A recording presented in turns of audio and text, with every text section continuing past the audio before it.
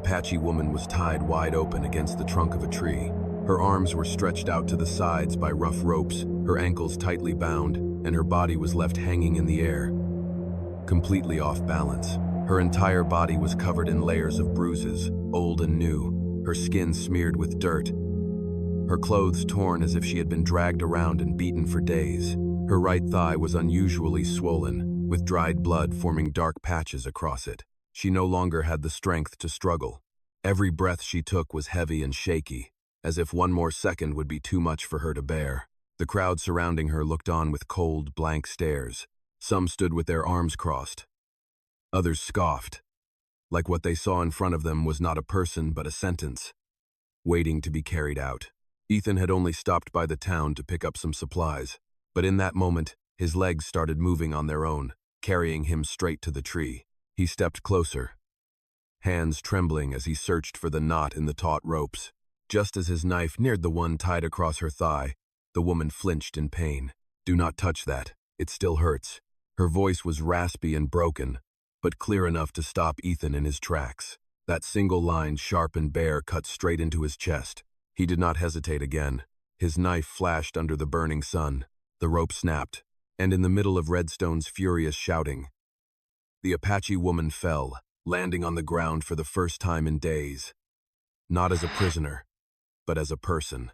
I tell it slowly so every detail has time to settle. If this story brought you any peace, you can subscribe to the channel and come back for the next one. Ethan did not look back as he led the Apache woman away from Redstone. He knew that if he slowed down even for a moment, that crowd would find their courage again and turn their rage into violence. She limped beside him, her tall frame leaning heavily against his shoulder. But not once did she let out another sound.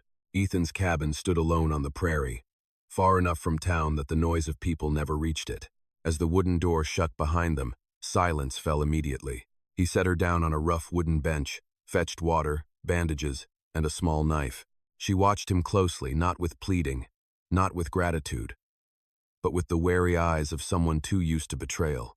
When Ethan knelt to check the wound on her thigh, she instinctively pulled her leg back. The bleeding had stopped, but the flesh was swollen, bruised, and so tender that even the lightest touch sent a tremor through her body. Ethan slowed down, more careful now, as if he were tending to a crack in glass instead of a body built for strength. She did not thank him. Once the bandage was tied, she stood, took a few testing steps, then gave a small nod, like she was simply confirming that this body still worked. The days that followed passed in silence. She did not rest, like Ethan had expected. On the contrary, Naomi took it upon herself to lift logs, pull water from the well, and hold the ladder steady while he fixed the fence. Each time her thigh flared with pain, she paused for only a moment, took a deep breath, and kept going as if pain was not something worth giving a voice to. Ethan began to understand. She did not want to be treated like someone who had been rescued. She wanted to stand as an equal. At night, they sat across from each other by the fire. No promises were made, no questions asked. Just two people who had once been cast out of their worlds, now quietly sharing the same space. Out there, the vast prairie remained still, but Ethan knew this peace would not last. Night fell slowly across the prairie. The wind brushed through the dry grass, creating a steady rustling sound like a whisper that never truly ended. Ethan sat by the fire, fixing the handle of his axe, while Naomi sat across from him, quietly staring into the low burning flames. She was the one to break the silence, not with words, but with action. Naomi leaned down and pulled out a chipped beaded necklace from an old cloth pouch. She placed it on the ground, then traced a circle through the thin layer of dust with her finger, the symbol of her tribe. Next, she drew an old man standing at the center, surrounded by smaller figures with bowed heads. Ethan watched, slowly piecing it together. Naomi pointed to the man, then placed a hand on her own stomach. She shook her head. The gesture was simple, but it landed with such weight that Ethan felt his throat tighten. She kept going, slower now, as if forcing herself to recall something she would rather forget. Naomi drew a series of broken lines to show the passing of time, then shook her head again, harder this time. Finally, she wiped away the figure of the woman she had drawn. Ethan looked up at her. Naomi did not look away. Her eyes were calm, almost cold. like the story had been played back in her mind so many times that it no longer hurt in any ordinary way. He understood. To her tribe, she had not been kept for who she was, but for what she could offer. The chance to bear children for a tribal elder. And when that became impossible, so did her worth. No arguments, no sorrow, just a cold conclusion. Naomi reached for her wrist, where the ropes had once dug into her skin. Then she pointed forward, toward the invisible tree where she had once been strung up for all to see. Not as punishment for a crime, but as a statement that a woman without function no longer had a right to exist. Ethan clenched his fists. He had seen the cruelty of Redstone, but this was the first time he understood that cruelty could wear the face of tradition and be called law. Naomi pushed the necklace toward him, not as a gift, but as something that had already been thrown away. Ethan picked it up, feeling the roughness of the worn stones shaped by time. In the flickering firelight, Ethan looked at the woman before him, not a rescued victim, not someone cursed, but a human being who had been cast out by both of her worlds. And he knew, from this moment on, there would be no path back to the false peace they once knew. Darkness fell over the prairie faster than Ethan expected. By the time the fire in the stove had burned low, he could already feel something was wrong. Not with his ears, but with the instincts of a man who had lived long enough to recognize when silence starts to feel fake. Naomi sensed it too. She got up, walked to the door, and looked out toward the trail leading from Redstone to the cabin. The wind carried a faint smell of smoke, barely noticeable, but there. Ethan slid the bolt across the door. "They are coming," he said quietly. Though he was not sure if Naomi understood all of his words, she turned to look at him, her eyes calm to the point of frightening, then walked over to the corner of the room where the axe had been waiting since afternoon. It was not long before footsteps echoed through the dark. Then came the lights. One torch, then two, then dozens of flickering flames lining the edge of the clearing. Deputy Harlan Moore stepped into view, his gun hanging loosely at his side. His face set hard like he was carrying out something completely justified. "Cole," Moore called out, "you have gone too far. Hand over the woman. And this ends right now." Ethan stood in front of the door, blocking most of the entrance. He said nothing. Behind him, Naomi stood tall, axe firm in her grip, her powerful frame glowing in the firelight. She did not hide. She did not back down. Moore gave a signal. A torch arced through the air and landed on the cabin roof.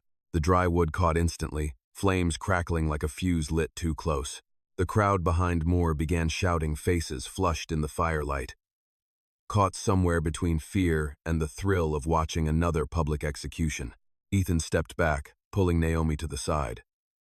He chambered around, his breathing slow and steady. The first shot hit the dirt inches in front of a man rushing forward close enough to make him freeze. The second shot knocked a torch out of someone's hand, sending it to the ground where it died in the dust. Naomi charged. Even with her injured leg, she moved fast and with purpose. The axe in her hands was not used for wild strikes, but for blocks, for pushes, for scattering the formation trying to press in. Her fierce presence made the crowd hesitate. No one saw the woman who was hanged anymore. What stood before them was a warrior, one who refused to die quietly. Gunshots, splintering wood, and shouting voices all blurred into each other until the night finally began to fade. When the first light of dawn crept in, the crowd had broken. Moore was dragged away, his face twisted in hate and defeat. The cabin was scorched, still smoldering with smoke. Ethan leaned against the wall, chest rising and falling. Naomi stood beside him, silent, shoulders steady. They had survived the night, but both of them knew this was only the beginning. As the sun rose over the horizon, the prairie revealed its scars, patches of scorched earth like wounds still raw. The cabin roof was blackened. Part of the wall had collapsed, and the smell of smoke still lingered in the early breeze. Ethan stood in silence, taking in what remained, exhaustion settling into every joint. Naomi stepped out behind him. She leaned lightly against the last standing support beam and drew a deep breath. Her right thigh still ached, but she did not show it. The night had taken much from her, but not what mattered most. Ethan began clearing the wreckage. He dragged the charred beams away from the doorway, started rebuilding the frame. Naomi did not just stand by. She bent down, hoisted a heavy timber onto her shoulder, and walked slow, but steady. Every step was a choice, every breath a quiet affirmation. In the light of morning, Ethan saw it clearly. There was no trace left of the woman once strung up before a crowd. Standing before him was someone who had reclaimed her place in the world. She did not need protection born from pity. She defended herself with will. They worked until the sun climbed higher.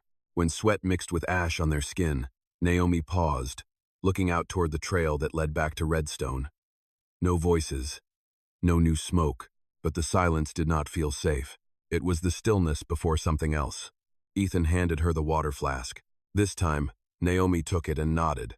Just a small nod, but enough for him to understand. It was not gratitude. It was recognition, equal standing. By noon, while Ethan was fixing the back fence, he heard the rhythm of familiar footsteps. Naomi was practicing with the axe, not splitting wood, but relearning the motion her body once knew by heart. Each swing was even, deliberate. Not for show. Ethan paused to watch, then turned back to his task. He did not ask. She did not explain. By late afternoon, Ethan found the beaded necklace Naomi had left on the floor the night before. He picked it up, cleaned off the dust and ash, and placed it on a wooden shelf near the window.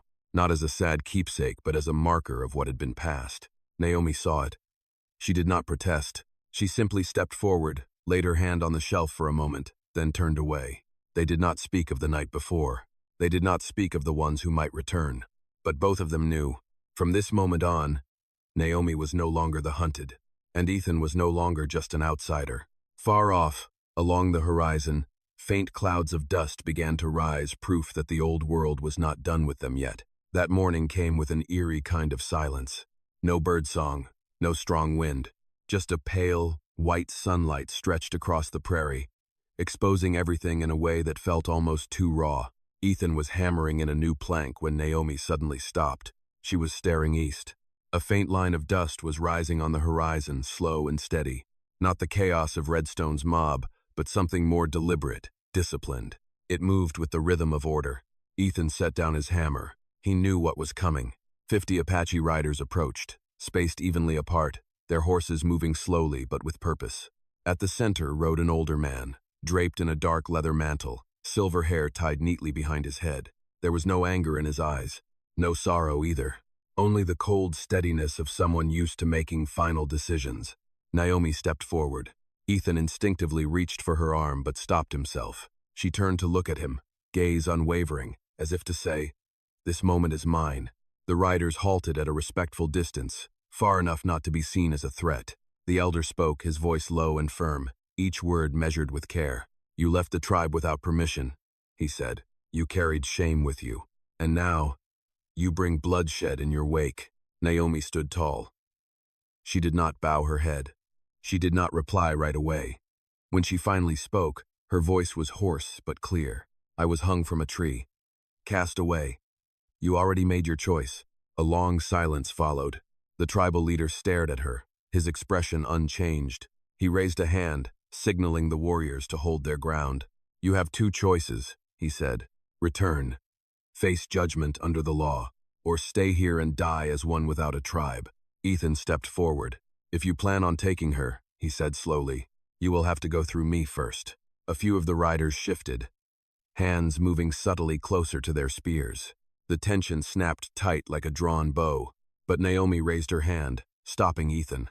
Then she stepped forward, placing herself between him and the horseman. "I will not go back," she said, "not because I fear punishment, but because in that place, I was never seen as a person." Her words were not loud, but they rang louder than any shout. The elder watched her for a long time, not weighing her life, but something far heavier. A dangerous precedent. At last, he gave a slight nod. "Then, from this moment on, you are no longer one of us." He turned his horse around. One by one, the riders followed. No one said another word. Naomi stood still until the last traces of dust faded into the horizon. Only then did she release a long, steady breath. She no longer had a tribe, but she was still standing, and Ethan knew. From this moment forward, the world had truly changed for them both. After the Apache riders disappeared beyond the horizon, the prairie fell into a silence of a different kind. There was no more tension, no looming threat, just an endless emptiness stretched out before them, so vast it almost felt dizzying. Naomi remained in the same spot for a long time, The wind blew loose strands of her black hair across her face, but she made no effort to push them away. Her eyes were no longer following the tribe. They were fixed on the open space ahead, the place where she would now have to shape her own path. Ethan did not rush her. He knew some decisions could not be soothed or lightened by words. He simply stood a few steps behind. After a long pause, Naomi turned around. "So that's it," she said softly, not as a complaint, more like a confirmation. "I am no longer one of them." Ethan nodded.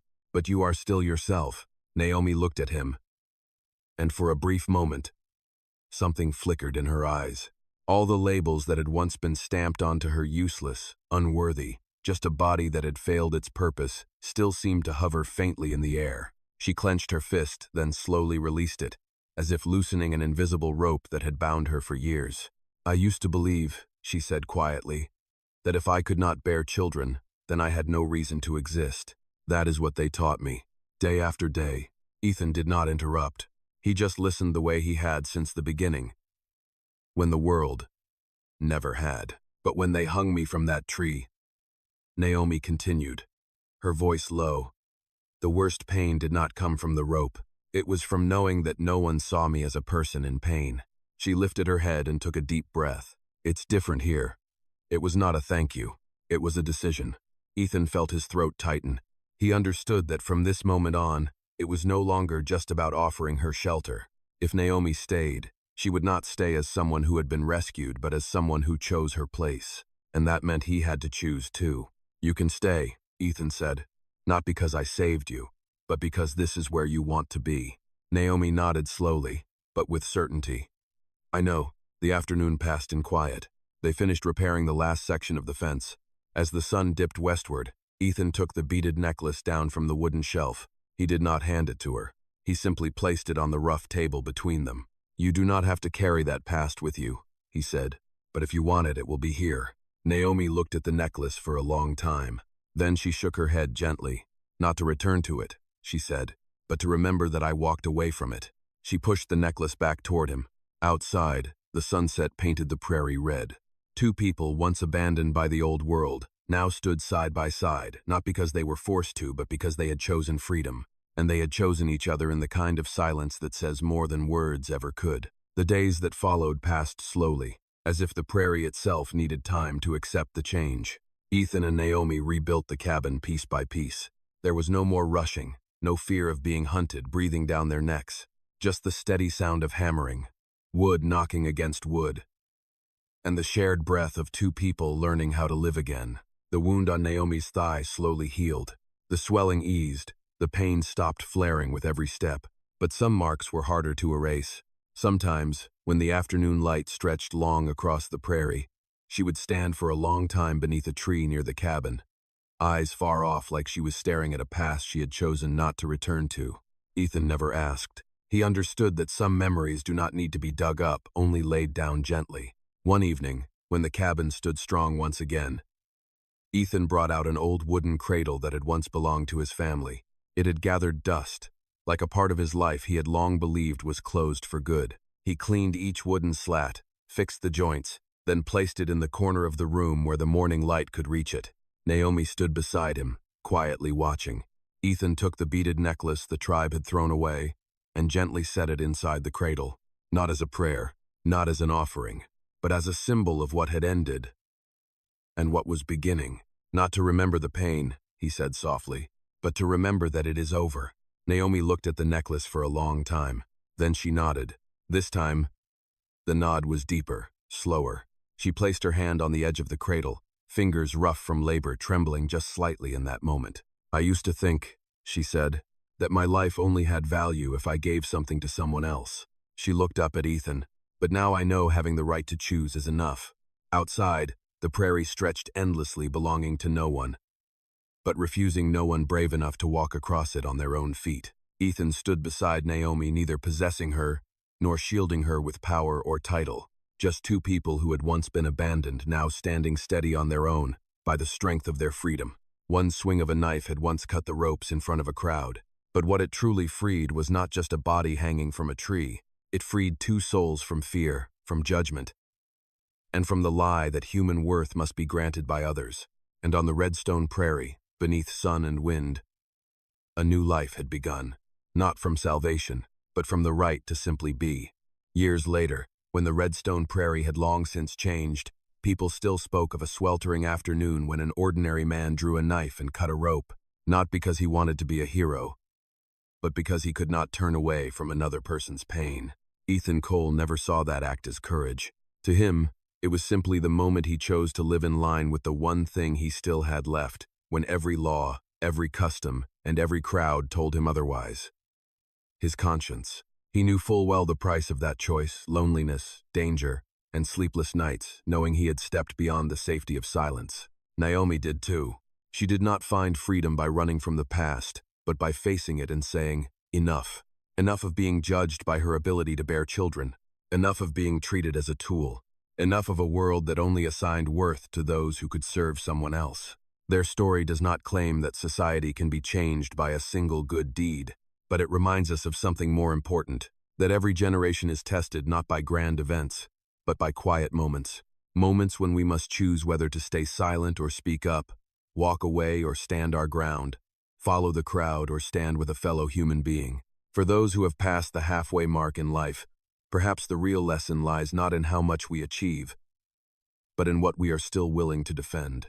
Because in the end, reputations fade, power shifts, but the way we treat someone more vulnerable than ourselves, that is what lingers longest. And sometimes, to save yourself, all it takes is the courage to cut a single rope. The story you've just heard includes fictionalized details, created with the support of artificial intelligence. Please listen with care and your own sense of reflection. These fictional elements are not meant to alter history, but to evoke the spirit of the Old West, where people lived with hardship, made difficult choices, and accepted the price of them. Through this story, I only hope to share a few lasting lessons about kindness, love, and courage, the things that still matter, even as time moves on. It has been a gift to share this story with you. At this age, health and peace of mind are what matter most. May you always hold on to both. If this story moved you, drop an 8 inches the comments and subscribe if you would like to continue this journey with us. I love you all, my dear audience of true Wild West stories.